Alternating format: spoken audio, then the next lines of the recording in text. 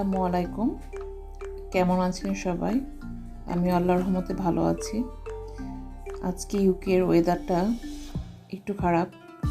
সকাল থেকে না, ঠিক প্রায় 2-3 দিন যাবতই, তবে আজকের দিনটা খুব বেশি খারাপ। শুধু বাতাস আর বাতাস। এখন একটু কম, বাট বাতাসটা বোঝা যাচ্ছে না, কিন্তু একজন হাঁটার পর রাস্তা দিয়ে তখনই বোঝা যায় যে ধাক্কা দিয়ে ফেলে দেয়। আর ওয়েদারটা কোনো সানি ছিল না। তারপর একটু মেঘলা মেঘলা আকাশ সারাটা দিন। তো এই তো মেয়েকে স্কুল থেকে নিয়ে আসলাম। মনে হচ্ছে যে সন্ধ্যা ঘনিয়ে এসেছে। এখন বাসায় যাব।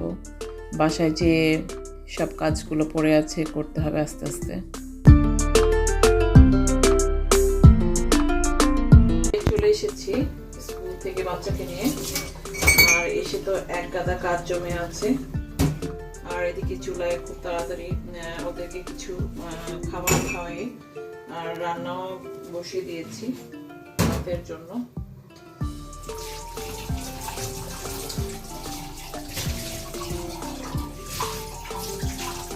খুব তাড়াতাড়ি করতে হয়, এই টাইমটা সময় পাওয়া যায় না। সকাল থেকে আসলে অন্য কাজ থাকে, সব কাজ শেষ হয় না।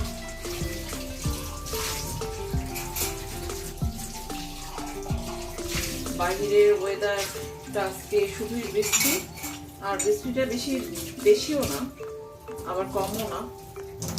আমার এই গাছগুলোর অবস্থা দেখাচ্ছি। লাউ গাছগুলো বাহির দিতে পারছি না, কারণ সেটা মারা যেতে পারে, কারণ এখনো ঠান্ডা। দেখি নেক্সট উইকে এগুলোকে আমি শিফট করবো আরেকটার মধ্যে। তো আমি এখানে রেখেছি আমার গাছগুলোকে খুব যত্ন সহকারে।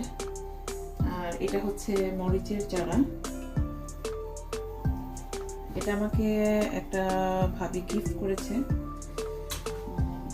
আসলে আমি এই ফার্স্ট গার্ডেন করব, কারণ আগে কখনো গার্ডেন করিনি আমি, তো এই জন্য দেখি কি অবস্থা হয় এবার। আমি এখানে আজকে খুব তাড়াহুড়া করে বৃষ্টি, সেজন্য খিচুড়ি বসাবো। আজকে মাংস বসিয়ে দিয়েছি। তো এখন চালটাকে আমি আগে একটু ধুয়ে কিছুক্ষণের জন্য রেখে দিব।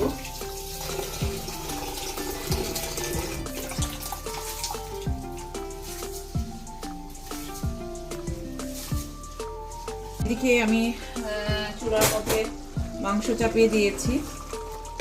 মাংসটা হয়েই গিয়েছে, এখনো ঝোল দেওয়া হয়নি, কষাচ্ছি। আজকে আসলে সবকিছু একটু তাড়াহুড়া, আমার সব লেট হয়ে গেছে, তাই বেশি কিছু আর রান্না করছি না। শর্টকাট রান্না, খিচুড়ি আর মাংস। একটু গরম করে নিই। এদিকে আমি মাংসটাকে ওই আরেকটা চুলার মধ্যে বসিয়ে দিলাম, আর খিচুড়িটা এই চুলায় বসায় দিব। তো তেল দিয়ে দিচ্ছি পরিমাণ মতো।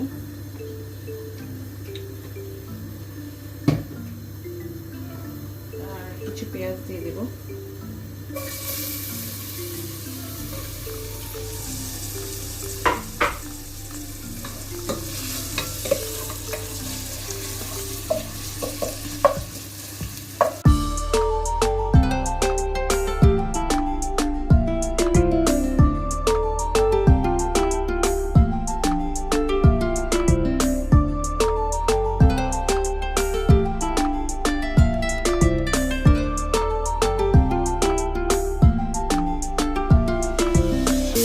কিছু আদা রসুন পেস্ট দিলাম, আর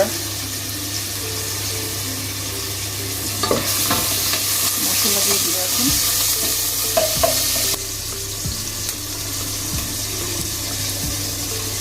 সল্ট দিয়ে দিলাম,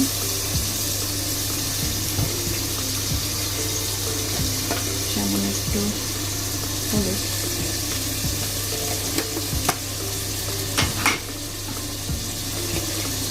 মরিচ একটু কম দিতে হবে, জাস্ট কালারটা সুন্দর আসার জন্য। বেশি বাচ্চারা খেতে পারবে না। এর মধ্যে আবার ছোটো মেয়ের জন্য আলাদা কিছু করতে হবে, কারণ সেই ইয়েলো রাইস একদম লাইক করে না। তার কাছে খিচুড়ি মানে ইয়েলো রাইস, সে লাইক করে না এটা। সে হয় ভাত খাবে, আর না হলে তার জন্য অল্প করে একটু পোলাও রান্না করতে হবে। এই চালটাকে আমি ভিজিয়ে রেখেছিলাম, খুব ঝরঝরা হয়ে গেছে, দিয়ে দেবো।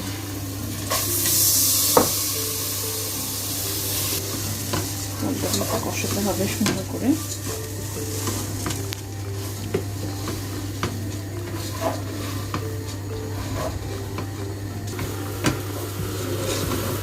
কষানো হয়ে গেছে, এখন পানিটা দিয়ে দেবো।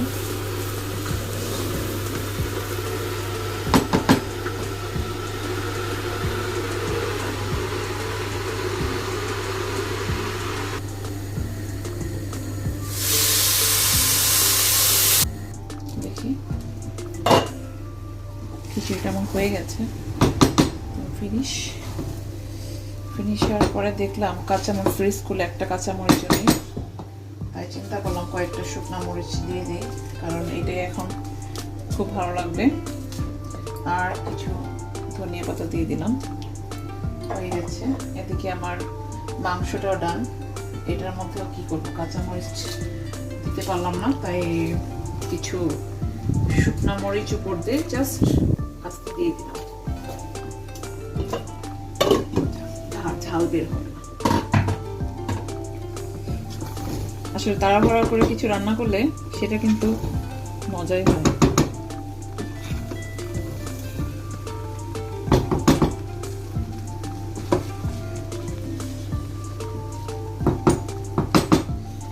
লাস্টে একটু কি করব, আর একটু মজা হওয়ার জন্য হাতে বানানো ঘিটা একটু দিয়ে দিই।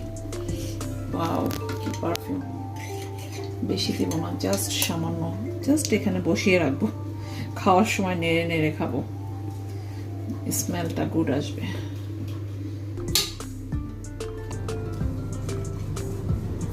একটু সালাদ কেটে নিই।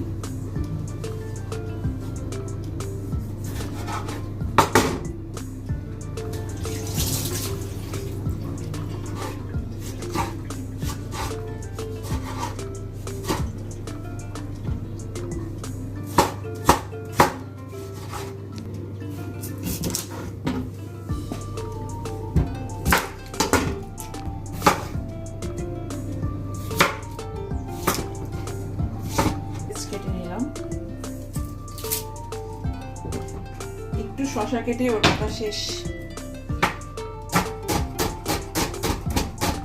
লাল পেঁয়াজটা আসলে সালাদে খুব মজা লাগে, খুব ভালোই লাগে। আমি সালাদে প্রায় সময় এই লাল পেঁয়াজটা দেওয়াটা পছন্দ করি।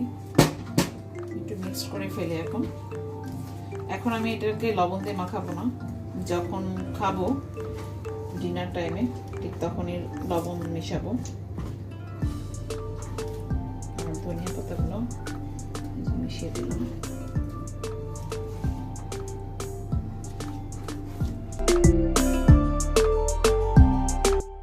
ওকে, আজকের মতো এখানেই শেষ করব।